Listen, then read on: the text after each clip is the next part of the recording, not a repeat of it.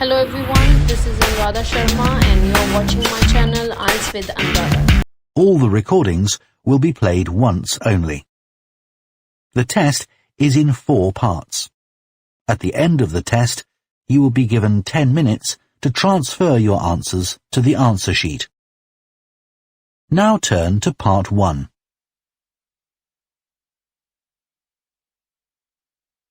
Part 1. You will hear a man phoning the owner of a holiday cottage. First, you have some time to look at questions 1 to 6.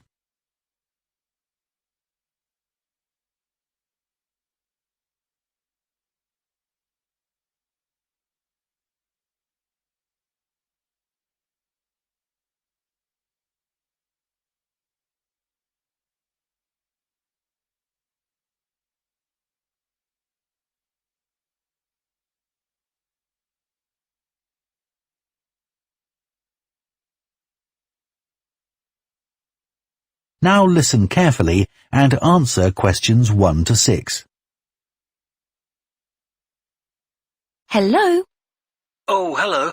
I was hoping to speak to Jack Fitzgerald about renting a cottage. I'm his wife Shirley and we own the cottages together, so I'm sure I can help you. Great. My name's Tom. Some friends of ours rented Granary Cottage from you last year and they thought it was great. So my wife and I are hoping to come in May for a week. What date did you have in mind? The week beginning the 14th, if possible. I'll just check.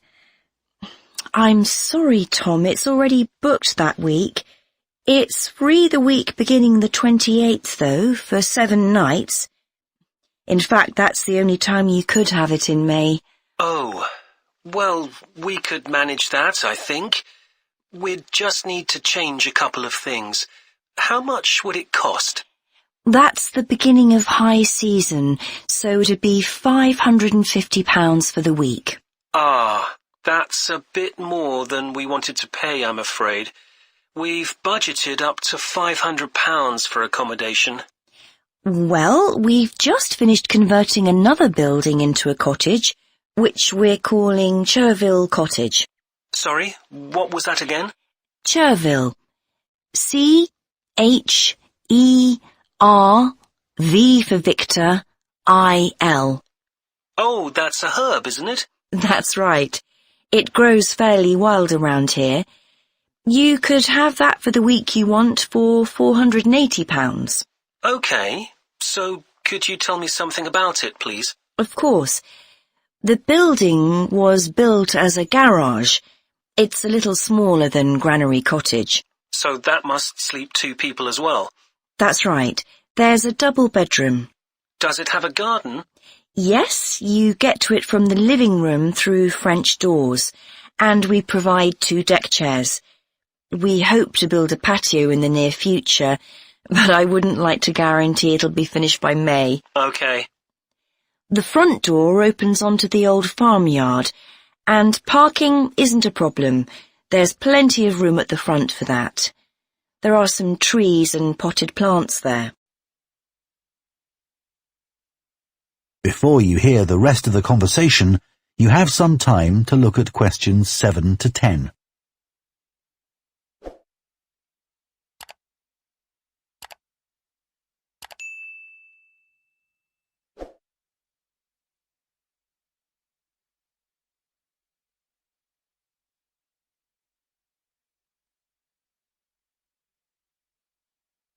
Now listen and answer questions 7 to 10. What about facilities in the cottage? It has standard things like a cooker and fridge, I presume. In the kitchen area, there's a fridge freezer, and we've just put in an electric cooker. Is there a washing machine? Yes. There's also a TV in the living room, which plays DVDs too. The bathroom is too small for a bath, so there's a shower instead. I think a lot of people prefer that nowadays anyway. It's more environmentally friendly, isn't it? Unless you spend half the day in it. Exactly. What about heating? It sometimes gets quite cool at that time of year. There's central heating, and if you want to light a fire, there's a stove. We can provide all the wood you need for it. It smells so much nicer than coal, and it makes the room very cosy. We've got one in our own house. That sounds very pleasant. Perhaps we should come in the winter to make the most of it. Yes, we find we don't want to go out when we've got the fire burning. There are some attractive views from the cottage which I haven't mentioned. There's a famous stone bridge. It's one of the oldest in the region, and you can see it from the living room. It isn't far away. The bedroom window looks in the opposite direction and has a lovely view of the hills and the monument at the top. Well, that all sounds perfect. I'd like to book it, please. Would you want a deposit? Yes, we ask for 30% to secure your booking, so that'll be £144. And when would you like the rest of the money? You're coming in May, so the last day of March, please. Fine. Excellent. Could I just take your details so that I can... That is the end of Part 1. You now have half a minute to check your answers to Part 1.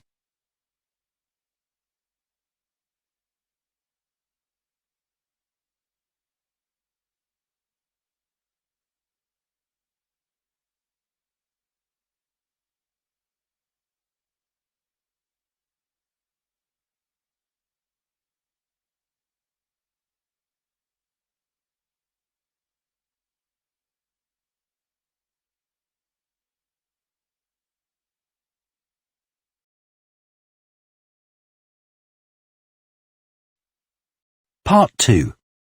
You will hear a town councillor reporting on the local transport network and a recreation facility. First, you have some time to look at questions 11 to 14.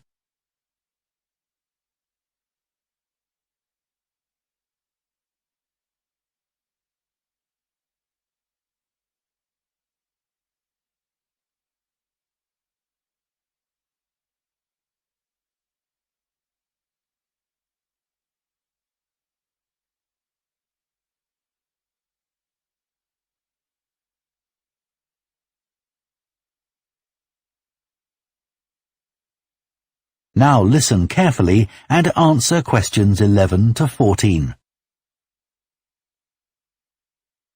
Right, next on the agenda we have traffic and highways. Councillor Thornton. Thank you. Well, we now have the results of the survey carried out last month about traffic and road transport in the town. People were generally satisfied with the state of the roads. There were 1 or 2 complaints about potholes, which will be addressed, but a significant number of people complained about the increasing number of heavy vehicles using our local roads to avoid traffic elsewhere. We'd expected more complaints by commuters about the reduction in the train service, but it doesn't seem to have affected people too much. The cycle path that runs alongside the river is very well used by both cyclists and pedestrians since the surface was improved last year. But overtaking can be a problem, so we're going to add a bit on the side to make it wider. At some stage, we'd like to extend the path so that it goes all the way through the town, but that won't be happening in the immediate future. The plans to have a pedestrian crossing next to the post office have unfortunately had to be put on hold for the time being. We'd budgeted for this to be done this financial year, but then there were rumours that the post office was going to move, which would have meant there wasn't really a need for a crossing. Now they've confirmed that they're staying where they are, but the Highways Department have told us that it would be dangerous to have a pedestrian crossing where we'd originally planned it, as there's a bend in the road there, so that'll need some more thought. On Station Road, near the station and level crossing, drivers can face quite long waits if the level crossing's closed, and we've now got signs up requesting them not to leave their engines running at that time. This means pedestrians waiting on the pavement to cross the railway line don't have to breathe in car fumes. We've had some problems with cyclists leaving their bikes chained to the railings outside the ticket office, but the station has agreed to provide bike racks there. Before you hear the rest of the talk, you have some time to look at questions 15 to 20.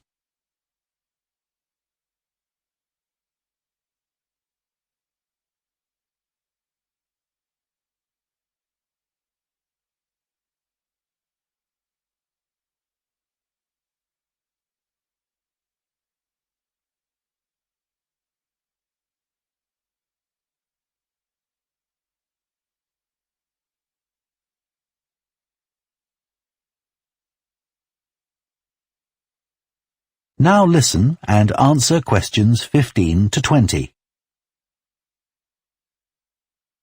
So next on the agenda is proposals for improvements to the recreation ground. Councillor Thornton again. Well, since we managed to extend the recreation ground, we've spent some time talking to local people about how it could be made a more attractive and useful space. If you have a look at the map up on the screen, you can see the river up in the north and the community hall near the entrance from the road. At present, cars can park between the community hall and that line of trees to the east, but this is quite dangerous for pedestrians, so we're suggesting a new car park on the opposite side of the community hall, right next to it. We also have a new location for the cricket pitch. As we've now purchased additional space to the east of the recreation ground, beyond the trees, we plan to move it away from its current location, which is rather near the road, into this new area beyond the line of trees. This means there's less danger of stray balls hitting cars or pedestrians. We've got plans for a children's playground, which will be accessible by a footpath from the community hall and will be alongside the river. We'd originally thought of having it close to the road, but we think this will be a more attractive location. The skateboard ramp is very popular with both younger and older children. We had considered moving this up towards the river, but in the end we decided to have it in the southeast corner near the road. The pavilion is very well used at present by both football players and cricketers. It will stay where it is now, to the left of the line of trees and near to the river, handy for both the football and cricket pitches. And finally, we'll be getting a new notice board for local information, and that will be directly on people's right as they go from the road into the recreation ground. That is the end of part 2. You now have half a minute to check your answers to part 2.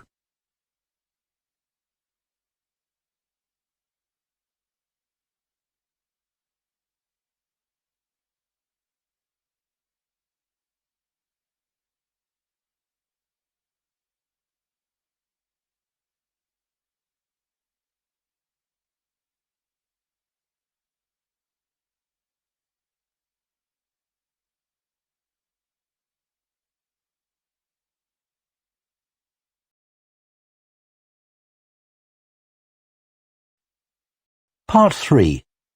You will hear 2 urban planning students discussing bike-sharing schemes in different cities. First, you have some time to look at questions 21 to 24.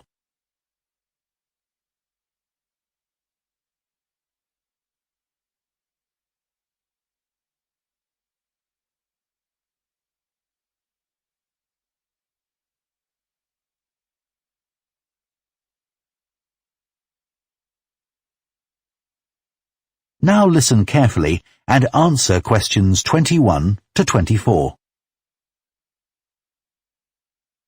Now that we've done all the research into bike-sharing schemes in cities around the world, we need to think about how we're going to organise our report. Right. I think we should start by talking about the benefits. I mean, it's great that so many cities have introduced these schemes where anyone can pick up a bike from dozens of different locations and hire it for a few hours. It makes riding a bike very convenient for people. Yes, but the costs can add up, and that puts people on low incomes off in some places. I suppose so.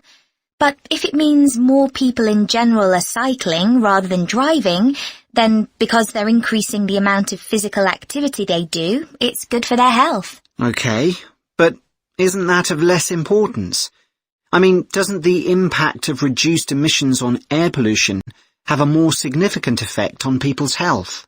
Certainly in some cities, bike sharing has made a big contribution to that, and also helped to cut the number of cars on the road significantly. Which is the main point. Exactly. But I'd say it's had less of an impact on noise pollution because there are still loads of buses and lorries around. Right.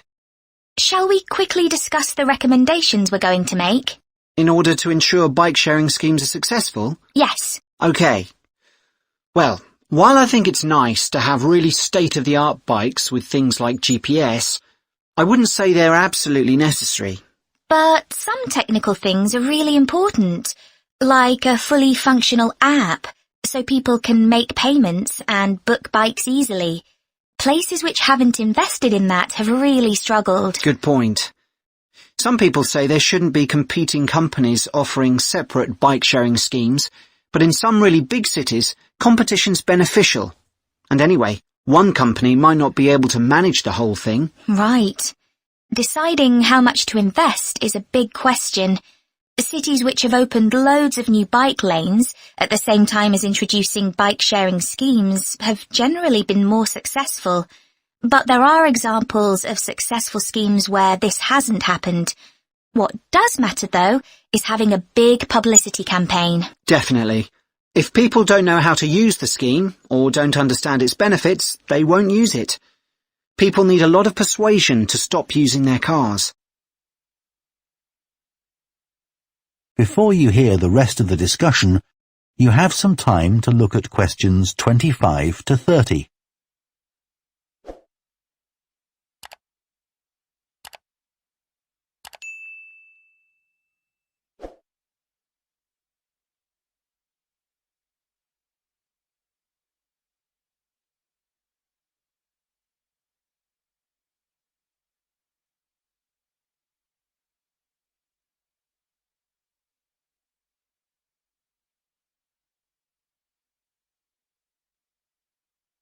Now listen and answer questions 25 to 30.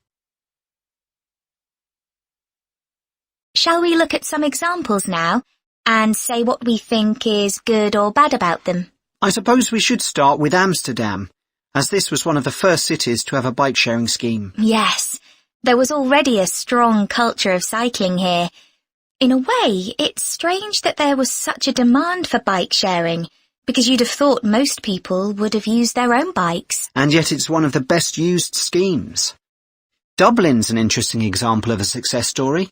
It must be because the public transport system's quite limited. Not really.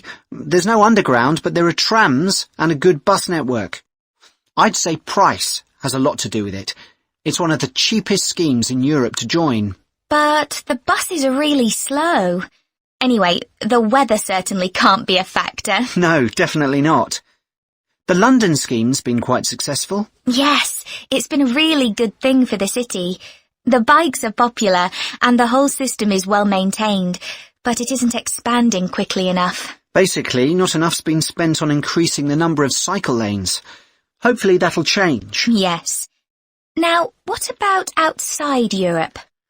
Well, bike-sharing schemes have taken off in places like Buenos Aires. They built a huge network of cycle lanes to support the introduction of the scheme there, didn't they? It attracted huge numbers of cyclists where previously there were hardly any. An example of good planning. Absolutely. New York is a good example of how not to introduce a scheme. When they launched it, it was more than 10 times the price of most other schemes. More than it costs to take a taxi. Crazy. I think the organisers lacked vision and ambition there. I think so too. Sydney would be a good example to use. I would have expected it to have grown pretty quickly here. Yes. I can't quite work out why it hasn't been an instant success like some of the others. It's a shame, really. I know. OK, so now we've thought about all the... That is the end of part 3. You now have half a minute to check your answers to part 3.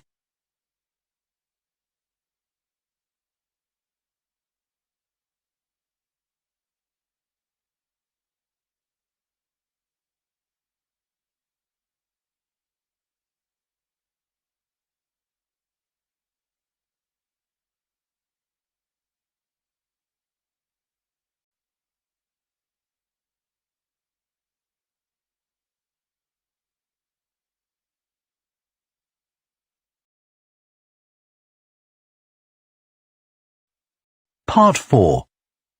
You will hear part of an environmental science lecture about a large bird called the dodo, which is now extinct.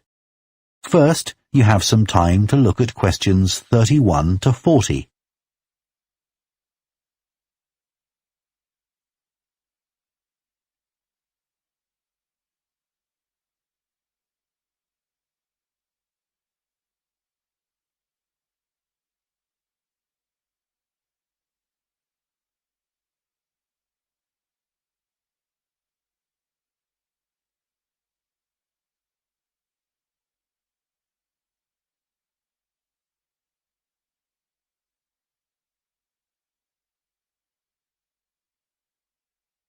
Now listen carefully and answer questions 31 to 40.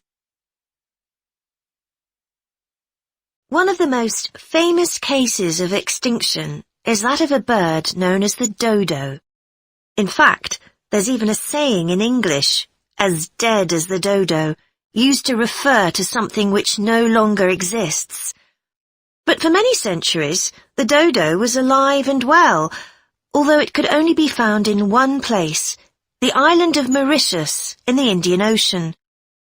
It was a very large bird, about 1 metre tall, and over the centuries it had lost the ability to fly, but it survived happily under the trees that covered the island. Then, in the year 1507, the first Portuguese ships stopped at the island. The sailors were carrying spices back to Europe and found the island a convenient stopping place where they could stock up with food and water for the rest of the voyage, but they didn't settle on Mauritius.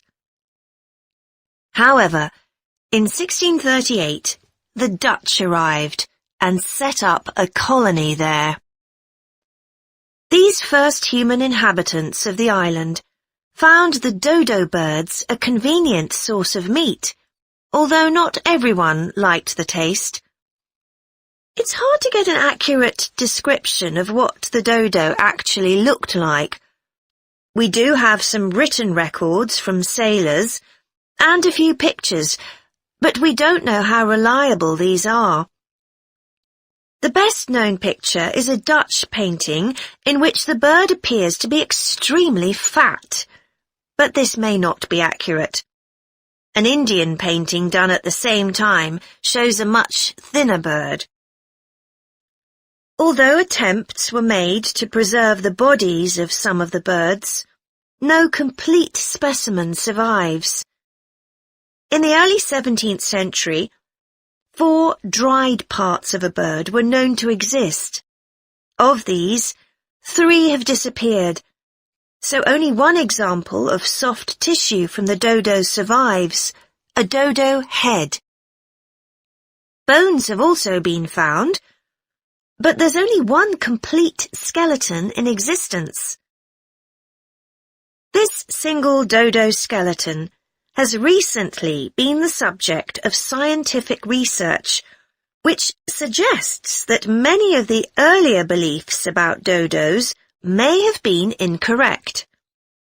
For example, early accounts of the birds mention how slow and clumsy it was, but scientists now believe the bird's strong knee joints would have made it capable of movement which was not slow, but actually quite fast.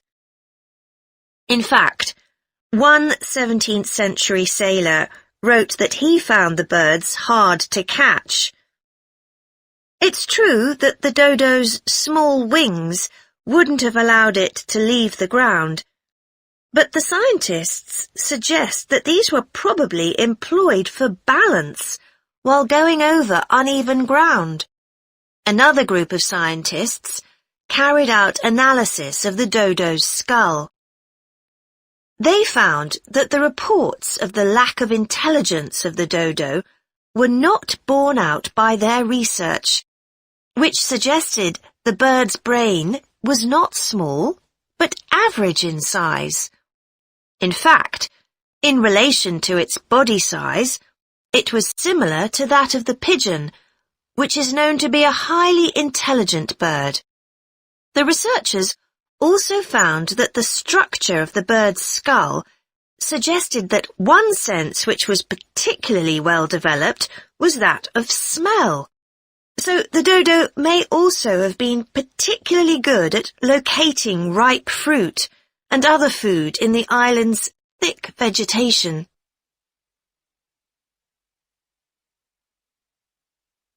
So it looks as if the dodo was better able to survive and defend itself than was originally believed.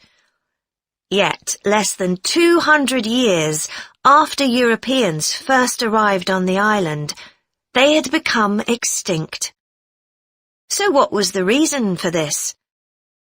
For a long time it was believed that the dodos were hunted to extinction, but scientists now believe the situation was more complicated than this.